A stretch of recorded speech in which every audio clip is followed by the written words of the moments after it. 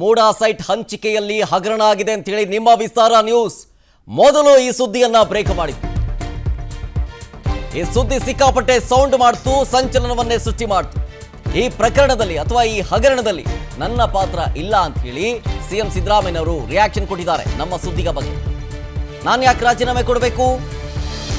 ಸಿದ್ದರಾಮಯ್ಯನವರು ಪ್ರಶ್ನೆ ಮಾಡ್ತಾ ಇರೋದು ಆರ್ ಅಶೋಕ್ ಅವರ ಮಾತಿಗೆ.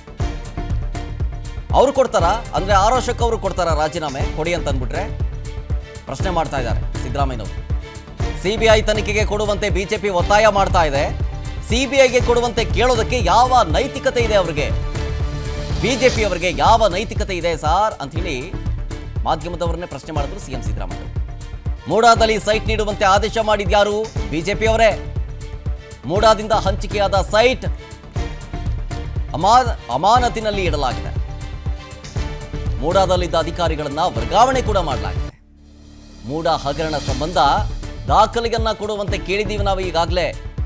ಸೊ ತನಿಖೆ ನಡೆಯುತ್ತೆ, ತನಿಖೆ ಬಳಿಕ ಸೂಕ್ತ ಕ್ರಮ ತೆಗೆದುಕೊಳ್ತೀವಿ ನಾವು ಅಂತೇಳಿ ಸಿಎಂ ಸಿದ್ದರಾಮಯ್ಯನವರು ವಿಸ್ತಾರ ನ್ಯೂಸ್ ಬ್ರೇಕ್ ಮಾಡಿದ ಸುದ್ದಿಗೆ ರಿಯಾಕ್ಷನ್ ಕೊಟ್ಟಿದ್ದಾರೆ. ಈಗ ಅವರು ಮಾರಲ್ ರೈಟ್ ಇದೆ ಅವರಿಗೆ. ನಾವು ಕೇಳಿದಾಗ ಯಾವ್ದಾದ್ರು ಒಂದೇ ಒಂದು ಕೇಸು ಬಿಜೆಪಿ ಸಿಬಿಐ ಕೊಟ್ಟಿದಾರ? ಎಲ್ಲರೂ ಸಿಬಿಐ ಕೊಡಿ ಅಂತ ಯಾಕೆ ಕೇಳ್ತಾ ಇದ್ದಾರೆ?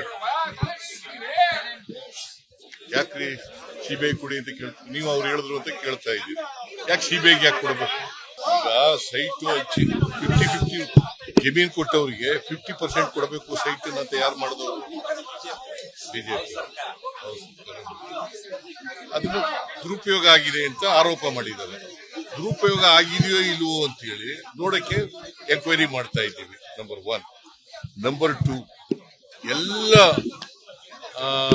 ಇದನ್ನ ಸೈಟ್ಗಳನ್ನ ಕೊಟ್ಟಿದೀವಲ್ಲ, ಮೂಡಾದಿಂದ ಕೊಟ್ಟಿದಾರಲ್ಲ, ಅವನ್ನ ಅಮಾನತ್ನಲ್ಲಿ ಇಟ್ಟಿದ್ದಾರೆ. In where is the last the government? ಯಾಕೆ ನಂದೇನ್ ಪಾತ್ರ ಇದೆ ಅಲ್ಲಿ? ಈಗ ನನಗೇನ, ಈಗ ನನ್ನ ಜವಾಬ್ದಾರಿ ನಾ ಮಾಡದೇ ಇದ್ರು ತಾನೆ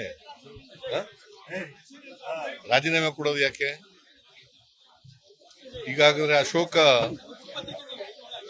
ರಾಜೀನಾಮೆ ಕೊಡುವಂತಂದ್ರೆ ಕೊಟ್ಬಿಡ್ತಾರ. ಅವರು ಅವ್ರ ಕರ್ತವ್ಯ ಲೋಪ ಮಾಡಿದ್ದಾರೆ ಅಂತಂದ್ರೆ, ಈಗ ಅವ್ರ ಕಾಲದಲ್ಲಿ MLA ಇರುವಾಗ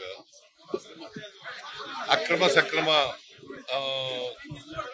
ಮಾಡುವಾಗ ಸರಿಯಾದ ರೀತಿಯಿಂದ ಮಾಡಿಲ್ಲ ಅಂತಂದಕ್ಕೆ ಕೋರ್ಟ್ ಹೋಗಿ ಬೇಲ್ ತಗೊಂಡಿದ್ದಾರೆ.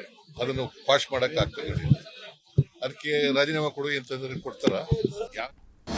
ಅನುಕ್ಷಣದ ಸುದ್ದಿಗಳಿಗಾಗಿ ವಿಸ್ತಾರ ನ್ಯೂಸ್ ಯೂಟ್ಯೂಬ್ ಚಾನೆಲ್ ಸಬ್ಸ್ಕ್ರೈಬ್ ಮಾಡಿ. ಹೊಸ ಸುದ್ದಿಗಳ ನೋಟಿಫಿಕೇಶನ್ಗಾಗಿ ಬೆಲ್ ಐಕಾನ್ ಕ್ಲಿಕ್ ಮಾಡಿ.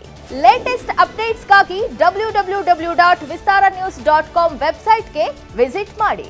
ಅಂಗೈಯಲ್ಲೇ ಜಗತ್ತಿನ ಸುದ್ದಿ ತಿಳಿಯಲು ವಿಸ್ತಾರ ನ್ಯೂಸ್ ಕನ್ನಡ ಆಪ್ ಡೌನ್ಲೋಡ್ ಮಾಡಿ.